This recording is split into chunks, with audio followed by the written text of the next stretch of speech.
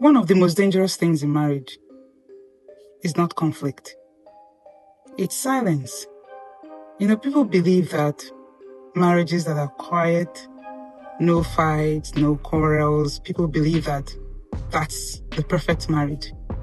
But deep down, when you see a marriage where the couple don't quarrel, they don't argue, they don't fight, there's a red flag there.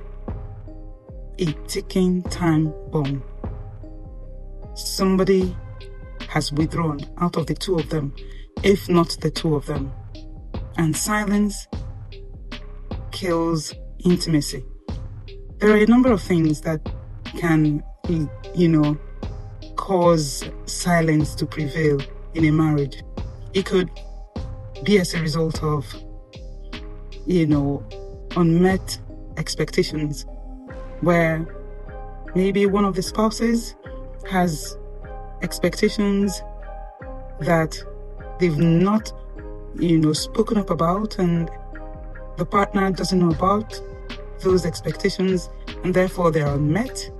And with time, the spouse who feels, unappreciated, unloved, begins to withdraw. Sometimes it could also be as a result of unheard expectations. Probably the spouse has been talking about it, but the partner isn't paying attention. Sometimes you would hear, one of the two in a relationship or in a marriage, one of them will be telling the other one, "Stop talking to me like this. Stop doing this to me. Stop talking to me like this in public. Stop yelling at me. Stop abusing me. Stop this, stop that." And then it's as if you're just pouring water on a stone, and your expectations, the changes that you want to see, you're not seeing them. And over time, you feel, what's the point? You just stop talking, and then you withdraw. And then silence begins. And once that silence starts, intimacy begins to die. It doesn't mean the love is not there, but that the love begins to wane with the dying of intimacy. It begins to deteriorate little by little. So please, if you are in a relationship or you are in a marriage where both of you no longer talk to each other, you no longer argue about things, you no longer express your divergent opinions to fight about them and to agree, if those disagreements are no longer there, please don't think your marriage is now perfect. Something is going on underneath. Silence is derailing the peace, the stability of that marriage, and with time, it's going to explode, because most marriages don't end because of a big fight. Marriages end because of small expectations that were unmet, that were unheard. Small expectations here and there, corrections that a partner wanted to see, but they were never addressed. Now, before you withdraw, before you become silent, before you activate silence in your marriage, make sure that you have spoken about all your expectations. You have made your partner aware of all your expectations.